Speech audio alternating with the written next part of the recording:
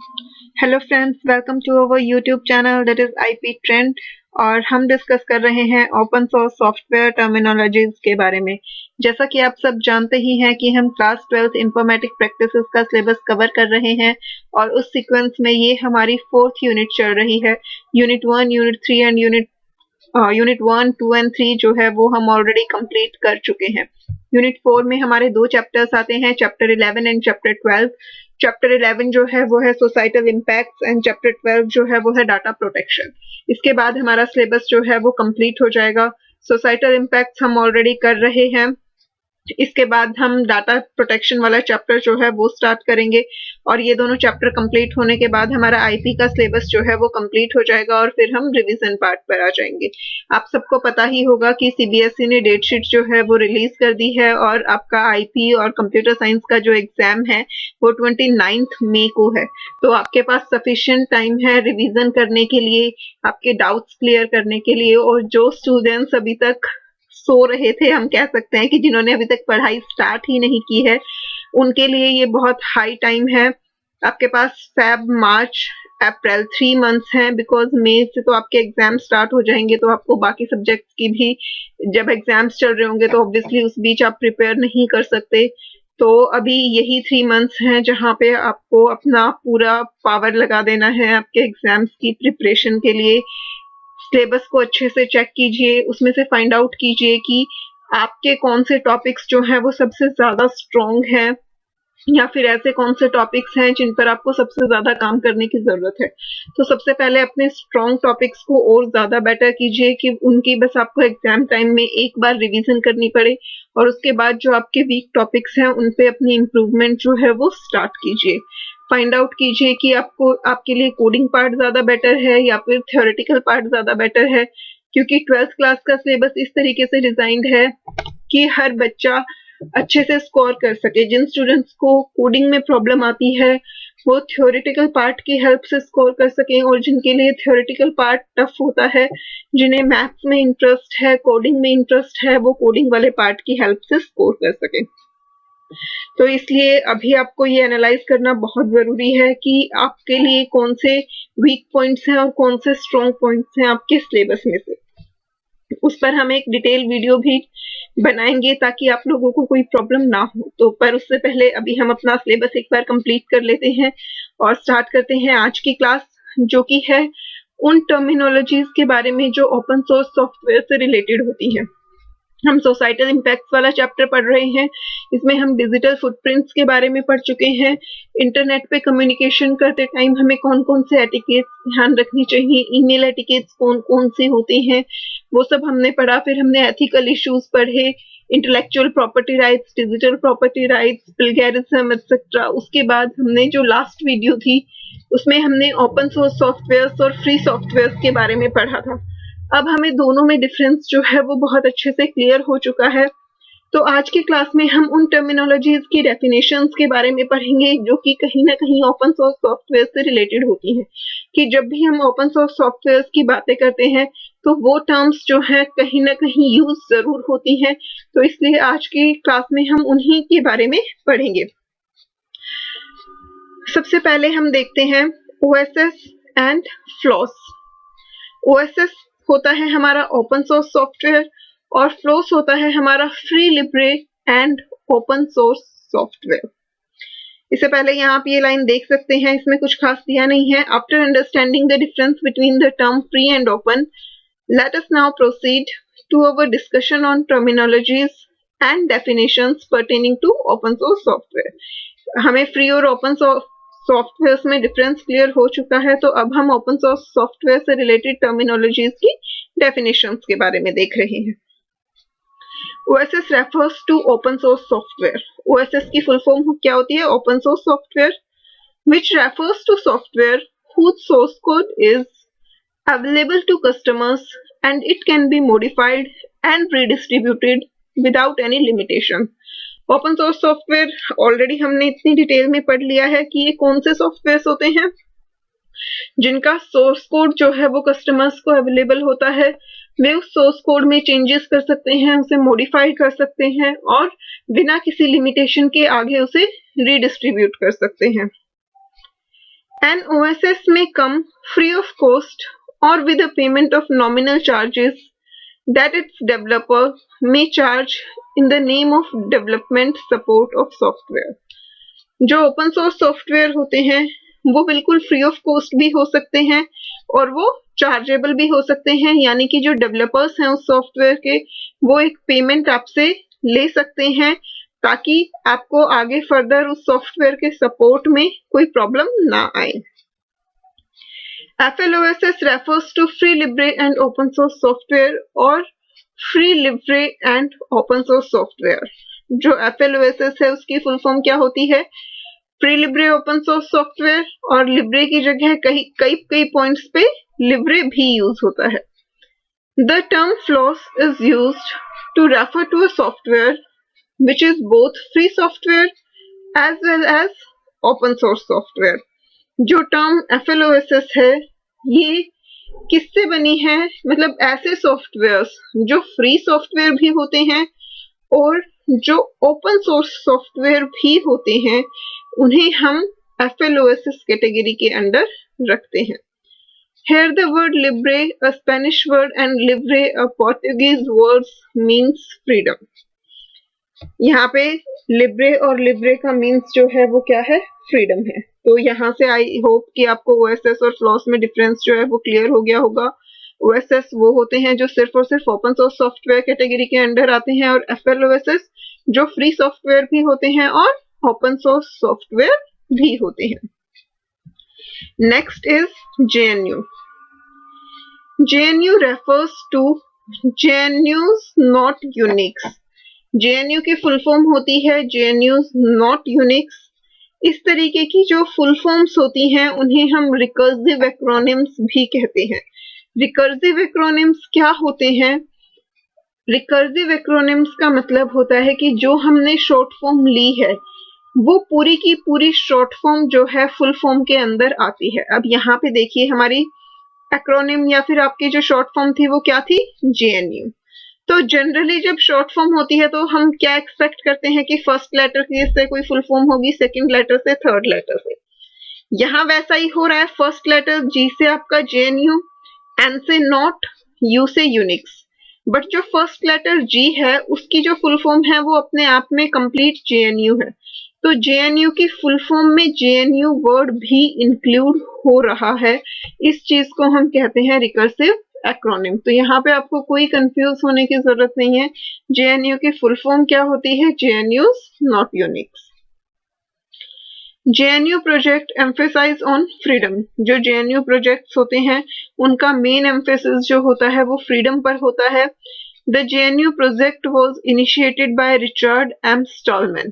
First time जो है ये प्रोजेक्ट किसने इनिशिएट किया था? रिचर्ड एम स्टॉलमैन ने, with an objective to create an operating system. और उसका मेन ऑब्जेक्टिव क्या था उस प्रोजेक्ट का? एक ऑपरेटिंग सिस्टम क्रिएट करना। With time, JNU project expanded and now it is not limited to only an operating system। But time के साथ साथ जो है वो JNU प्रोजेक्ट्स एक्सपैंड होते गए और अब वो सिर्फ ऑपरेटिंग सिस्टम तक लिमिटेड नहीं है।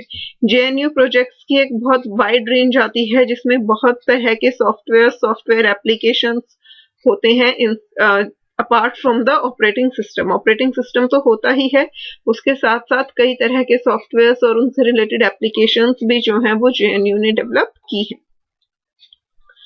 Now it offers a wide range of softwares including applications apart from operating system। Operating system के अलावा भी जो है वो JNU ने काफी सारे सॉफ्टवेयर्स डेवलप किए हैं। नेक्स्ट जो है वो है FSF। FSF की फुल फॉर्म क्या होती है? Free software foundation. FSF is a non-profit organization created for the purpose of supporting free software movement। FSF जो है वो एक नॉन प्रॉफिट ऑर्गेनाइजेशन है और इसका मेन पर्पस जो है वो क्या था कि जो फ्री सॉफ्टवेयर मूवमेंट थी, उससे पहले जो सॉफ्टवेयर थे वो प्रीपेड मतलब हमेशा पेड होते थे, प्रोप्राइटरी सॉफ्टवेयर होते थे, पेमेंट होती थी, सोर्स कोड अवेलेबल नहीं होता था। बट जब एक फ्री सॉफ्टवेयर की मूवमेंट आई कि सॉफ्टवेयर जो है वो फ्रीली अवेलेबल होंगे, तो उसे सपोर्ट करने के लिए फ्री सॉफ्टवेयर फाउंडेशन जो है वो क्रिएट की गई थी। और इसके फाउंडर कौन थे? Richard Stallman. Richard Stallman founded FSF in 1985 to support JNU project and JNU license। तो रिचर्ड स्टॉलमैन ने ही 1985 में FSF जो है वो एस्टेब्लिश किया था ताकि JNU प्रोजेक्ट और JNU लाइसेंसेस को सपोर्ट किया जा सके। Nowadays, it also works on legal and structural issues for the free software community. और आज के टाइम में जो ये फ्री सॉफ्टवेयर फाउंडेशन है, ये उन लीगल मैटर्स पर भी जो है वर्क करती है जो फ्री सॉफ्टवेयर कम्युनिटी से रिलेटेड होते हैं।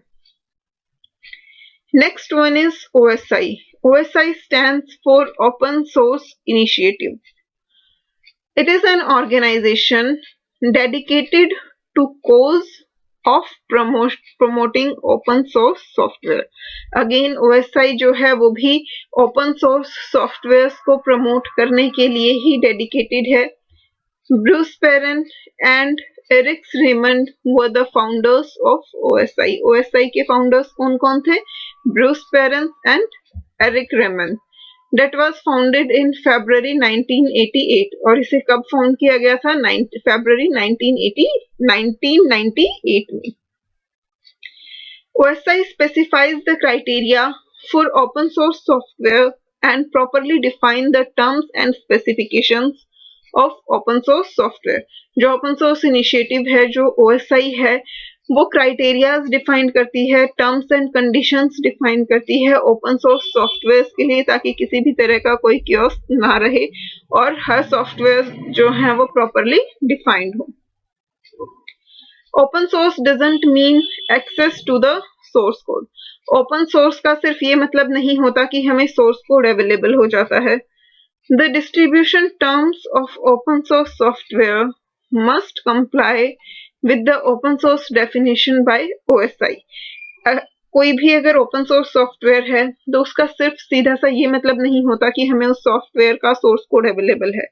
सोर्स कोड अवेलेबल होने के साथ साथ जो रीडिस्ट्रीब्यूशन की टर्म्स होती हैं, क्योंकि जब हमें सोर्स कोड अवेलेबल है ऑब्वियसली हम उसमें कुछ भी मॉडिफिकेशंस, कुछ भी अपडेशंस कर सकते हैं और उसके बाद हम उसे आगे रीडिस्ट्रीब्यूट करेंगे। तो जो रीडिस्ट्रीब्यूशन की टर्म है वो सारी टर्म्स OSI डिफाइन करता है और वो सारी टर्म्स जो हैं वो फुलफिल होनी चाहिए, तभी एक सॉफ्टवेयर जो है वो ओपन सोर्स सॉफ्टवेयर बनता है। Next is freeware. ये टर्म जो है freeware, free software, open source software, ये सबसे ज्यादा कंफ्यूजिंग टर्म्स होती हैं और इन पे क्वेश्चंस भी जो है वो अक्सर पूछे जाते हैं, चाहे वो वाइवा हो या फिर एग्जाम हो। The term freeware is generally used for software which is available free of cost and which allow copying and further distribution but not modification and whose source code is not available। तो freeware जो है वो open source software और free software दोनों से ही different होता है। Different कैसे होता है कि फ्रीवेयर में ये चीज तो कॉमन है फ्री सॉफ्टवेयर की तरह कि वो फ्री ऑफ कॉस्ट अवेलेबल है, आप उसे फ्रीली यूज कर सकते हो, बट आप उसको मॉडिफाई नहीं कर सकते क्योंकि उसका सोर्स कोड हमें अवेलेबल नहीं होता। हम उस सॉफ्टवेयर को फ्रीली यूज कर सकते हैं, कॉपी कर सकते हैं, अपने फ्रेंड्स को आगे डिस्ट्रीब्यूट कर सकते हैं, बट बिकॉज हमें उसका सोर्स कोड अवेलेबल नहीं है तो हम उसमें किसी भी तरह के कोई चेंजेस, कोई मॉडिफिकेशंस नहीं कर सकते। Freeware should not be mistaken for open software और फॉर फ्री सॉफ्टवेयर। हमें फ्रीवेयर को ओपन सोर्स सॉफ्टवेयर या फिर फ्री सॉफ्टवेयर्स के साथ कंफ्यूज नहीं करना चाहिए। हमने लास्ट वीडियो में ही दोनों को डिटेल में पढ़ा था कि ओपन सोर्स सॉफ्टवेयर और फ्री सॉफ्टवेयर्स क्या होते हैं। अगर किसी भी स्टूडेंट को इसमें कोई भी कंफ्यूजन है तो आप इसका प्रीवियस पार्ट जो है वो देख सकते हैं। Freeware is distributed in binary form, that is ready to run form, without any licensing fee। Freeware softwares जो होते हैं उनकी कोई लाइसेंसिंग फीस नहीं होती है, वो हमें डायरेक्टली रनेबल फॉर्म में अवेलेबल होते हैं, यानी कि बाइनरी फॉर्म में अवेलेबल होते हैं। In some instances, the right to use the software is limited to certain type of users. कई बार ऐसी सिचुएशन भी होती है कि कुछ सॉफ्टवेयर्स जो हैं वो लिमिटेड कस्टमर्स या लिमिटेड टाइप ऑफ यूजर्स के लिए ही डिजाइंड होते हैं। For instance, for private and non-commercial purposes, one example is Microsoft's Internet Explorer, which is made available as freeware. Freeware का सबसे कॉमन एग्जाम्पल जो है वो है माइक्रोसॉफ्ट का इंटरनेट एक्सप्लोरर। इंटरनेट एक्सप्लोरर आपको फ्रीली अवेलेबल होता है, आप उसे यूज कर सकते हो, अपने फ्रेंड्स के साथ डिस्ट्रीब्यूट कर सकते हो, बट आपके पास इंटरनेट एक्सप्लोरर का सोर्स कोड अवेलेबल नहीं होता है, आप उसमें किसी भी तरह के कोई भी चेंजेस जो है वो नहीं कर सकते। Next one is W3C। W3C की हमारी फुल फॉर्म होती है वर्ल्ड वाइड वेब कंसोर्टियम। तो यहाँ पे ये W जो है वो 3 टाइम्स यूज हो रहा है वर्ल्ड वाइड वेब में, तो इसलिए हम इसे क्या बोल देते हैं, W3C कंसोर्टियम के नाम से हम इसे रिप्रेजेंट करते हैं। W3C is responsible for producing the software standards for World Wide Web। जो वर्ल्ड वाइड वेब कंसोर्टियम है उसकी सबसे बड़ी रिस्पॉन्सिबिलिटी क्या होती है कि वो वर्ल्ड वाइड वेब पे जितने भी सॉफ्टवेयर्स हैं वो उन सब के लिए स्टैंडर्ड्स जो है वो प्रोड्यूस करता है। It was created in October 1994। W3C की क्रिएशन कब हुई थी, अक्टूबर 1994 में, to lead the world wide web to its full potential by developing common protocols that promote its evaluation and ensure its interoperability।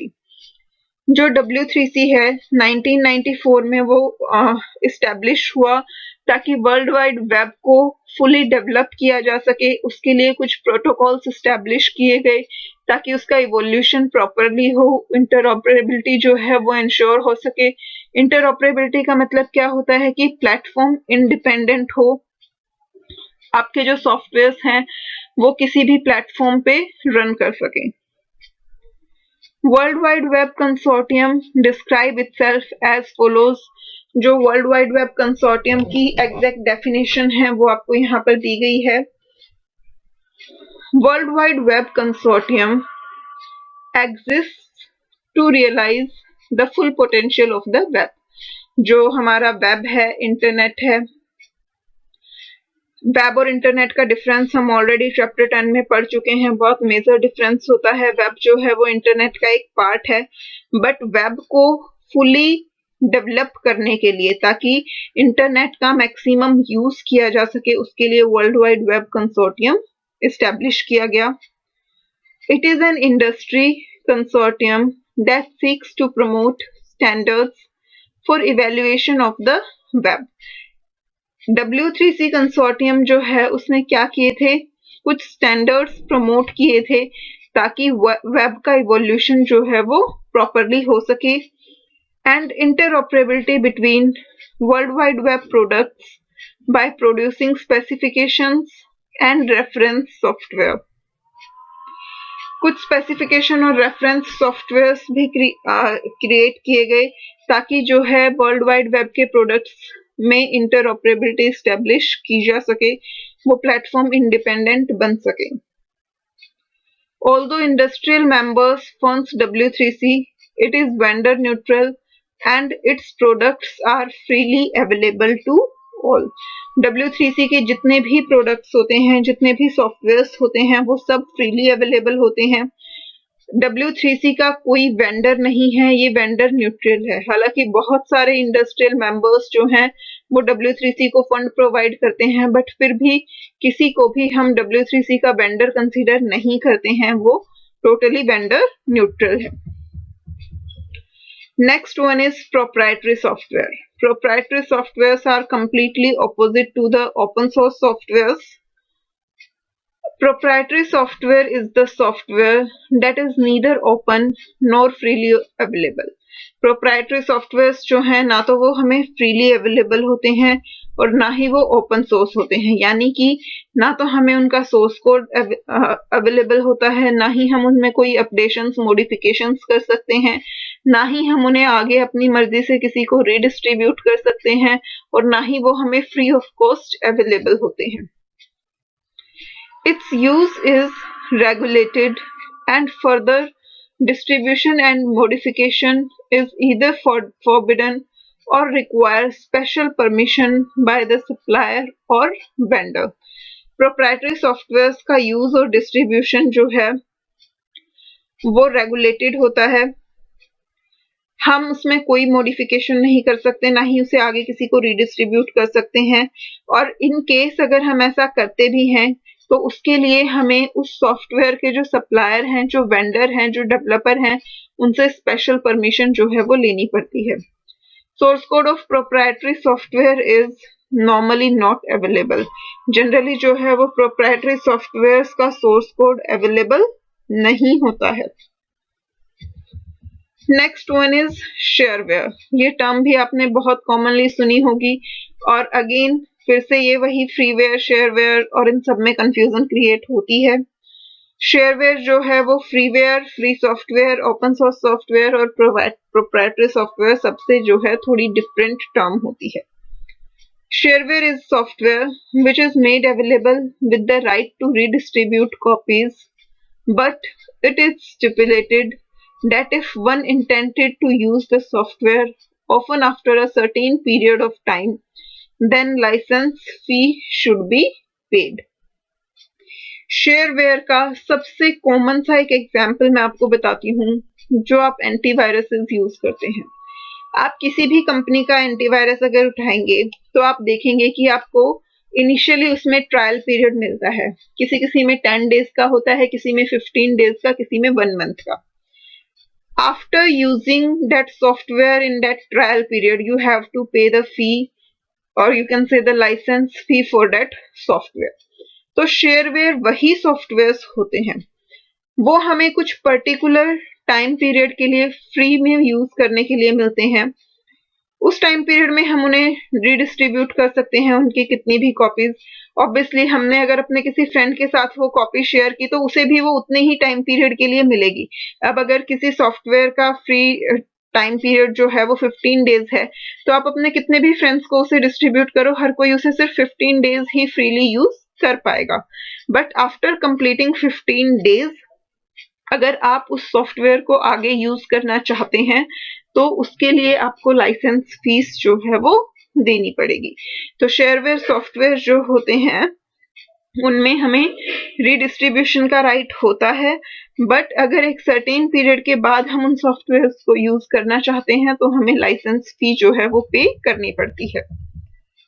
Software is not the same thing as free and open source software for 2 main reasons. Shareware जो है वो ना तो free software है, ना ही open source software है। उसका मेन रीजन क्या है? Source code is not available. Obviously जो शेयरवेयर होते हैं वो पेड सॉफ्टवेयर होते हैं, वो सिर्फ हमें कुछ पर्टिकुलर टाइम पीरियड के लिए फ्रीली यूज करने को मिलते हैं, तो इसलिए हमें उनका सोर्स कोड अवेलेबल नहीं होता। Modification to the software are not allowed. जो शेयरवेयर सॉफ्टवेयर होते हैं उनमें हम किसी भी तरह की मॉडिफिकेशंस नहीं कर सकते, तो इस वजह से ना तो ये फ्री सॉफ्टवेयर होते हैं और ना ही open source software. The objective of shareware is to make the software available to try for as many users as possible. Shareware software का मेन ऑब्जेक्टिव क्या होता है कि जितने ज्यादा से ज्यादा यूजर्स उसे ट्राई कर पाए, उतना ज्यादा से ज्यादा यूजर्स उसे ट्राई करें, क्योंकि जब तक ट्राई नहीं करेंगे तब तक हमें सॉफ्टवेयर की क्वालिटीज के बारे में पता नहीं चलेगा।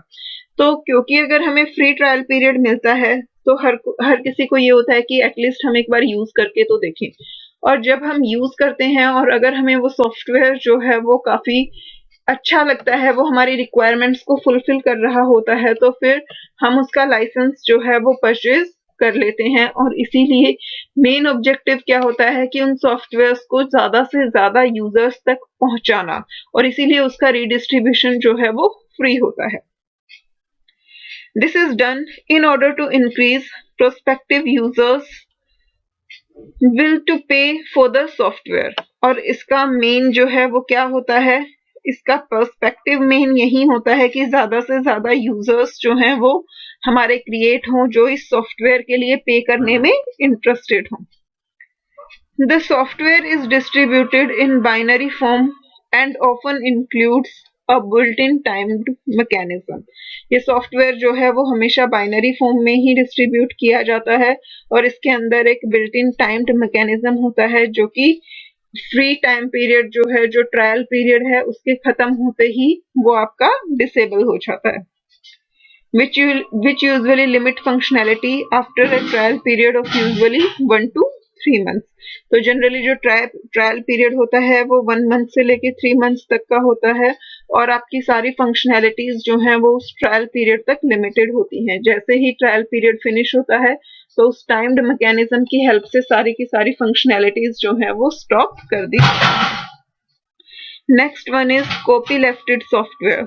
अब कॉपीराइट सॉफ्टवेयर तो हमने ऑलरेडी देखा था कि क्या होते हैं कि कभी भी जो ओरिजिनल डेवलपर या ओरिजिनल क्रिएटर है वो जब अपना सॉफ्टवेयर क्रिएट करता है तो वो उस पर कॉपीराइट लेता है ताकि कोई और उसके सॉफ्टवेयर को मिसयूज ना कर सके, उस सॉफ्टवेयर को अपने नाम से आगे सेल ना कर सके, तो उसके लिए कॉपीराइट सॉफ्टवेयर जो है वो यूज होते थे। बट कॉपी लेफ्टेड सॉफ्टवेयर जो हैं वो क्या होते हैं? Copylefted software is free software whose distribution terms ensures that all copies of all versions carry more or less the same distribution terms। Copylefted softwares जो हैं वो free software होते हैं as compared to copyrighted software जो कि proprietary software या फिर आप कह सकते हो पेड सॉफ्टवेयर होते थे।